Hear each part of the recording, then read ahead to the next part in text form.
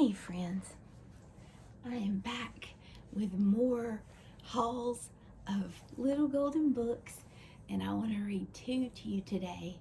It may be a part one and a part two, just depending on how long they are, but they're both about boats. So we've got Scuffy the Tugboat, and we've got Donald Duck's toy sailboat. So first I'm going to try Scuffy.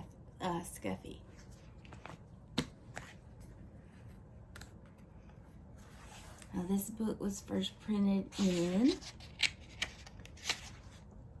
1973, but it was originally printed copyright 1946. So this is an old book. Okay, are you ready? Scuffy the Tugboat. Scuffy was sad. Scuffy was cross. Scuffy sniffed his blue smokestack. A toy store is no place for a red-painted tugboat, said Scuffy, and he sniffed his blue smokestack again. I was meant for bigger things. Perhaps you would not be cross if you went sailing, said the man with the polka dot tie who owned the shop. So one night, he took Scuffy home to his little boy. He filled the bathtub with water. Sail, little tugboat, said the little boy. I won't sail in a bathtub, said Scuffy. A tub is no place for a red-painted tugboat. I was meant for bigger things. The next day, the man with the polka dot tie and his little boy carried Scuffy to a laughing brook that started high in the hills. Sail, little tugboat, said the man with the polka dot tie.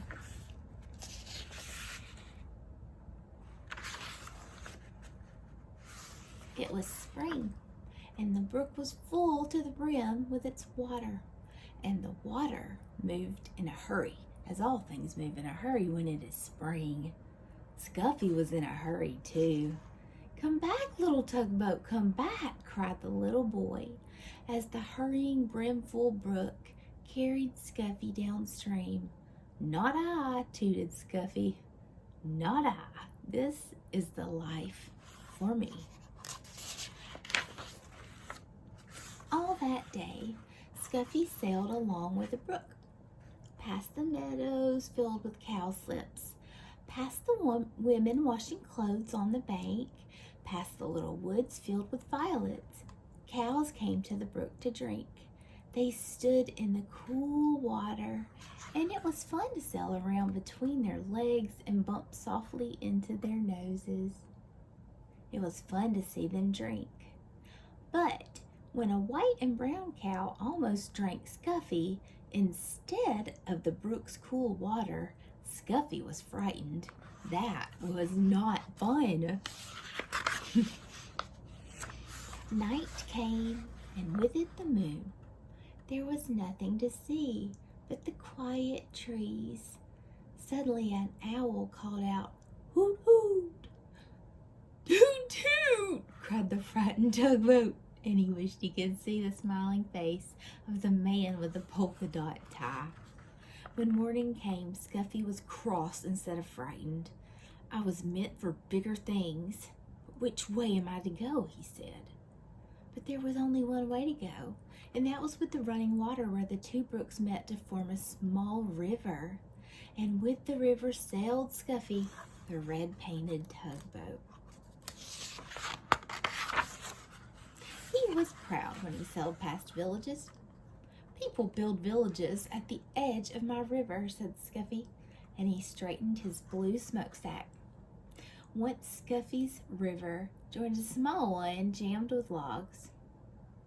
Here were men in heavy jackets and great boots walking about on the floating logs trying to pry them free.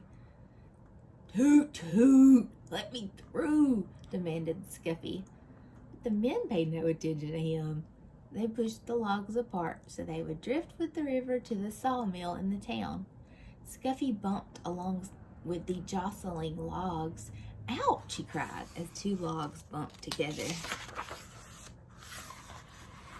"This is a fine river," said Scuffy, "but it's very busy and very big for me."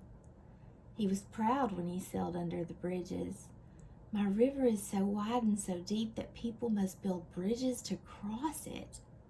The river moved through big towns now instead of villages, and the bridges over it were very wide, wide enough so that many cars and trucks and streetcars could cross all at once.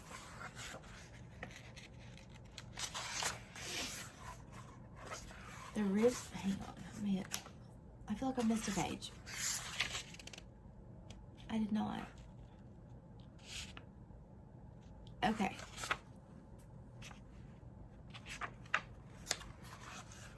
The river got deeper and deeper. Scuffy did not have to tuck up his bottom.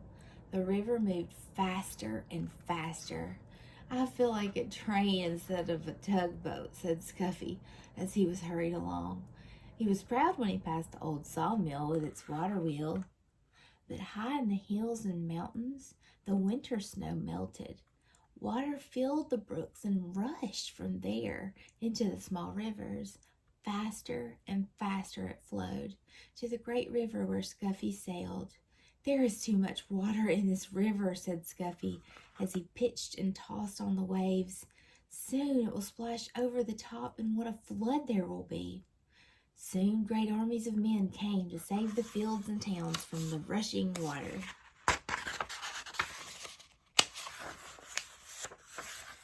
They filled bags with sand and put them at the edge of the river.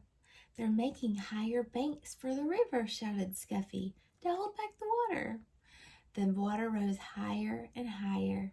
The men built the sandbags higher and higher. Higher went the river, higher went the sandbags. At last the water rose no more. The flood water rushed on to the sea, and Scuffy raced along with the flood.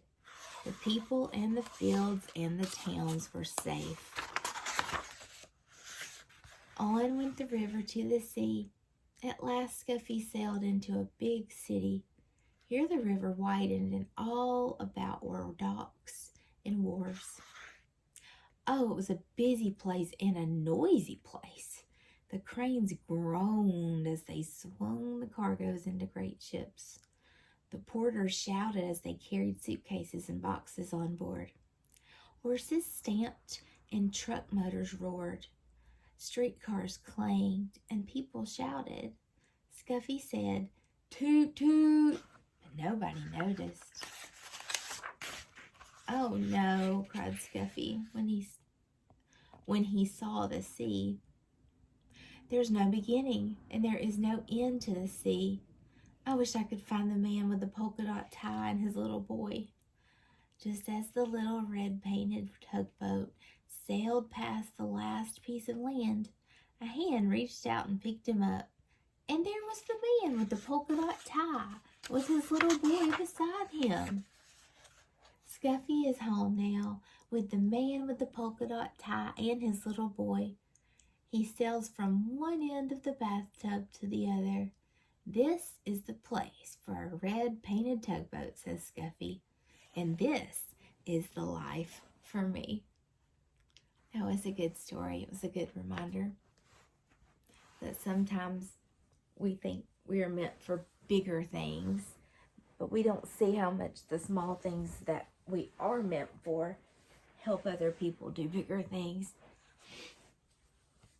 We all should be a team anyway, shouldn't we, guys? Okay, that was part 1. I'm going to go make it set because this video is long and I don't want to lose you guys. I'm going to, you may already be asleep. I wonder if you are. In that case, tomorrow night, you can read the next book with me. As always, this is Satisfying Lullaby ASMR, wishing you sweet dreams and a very good night.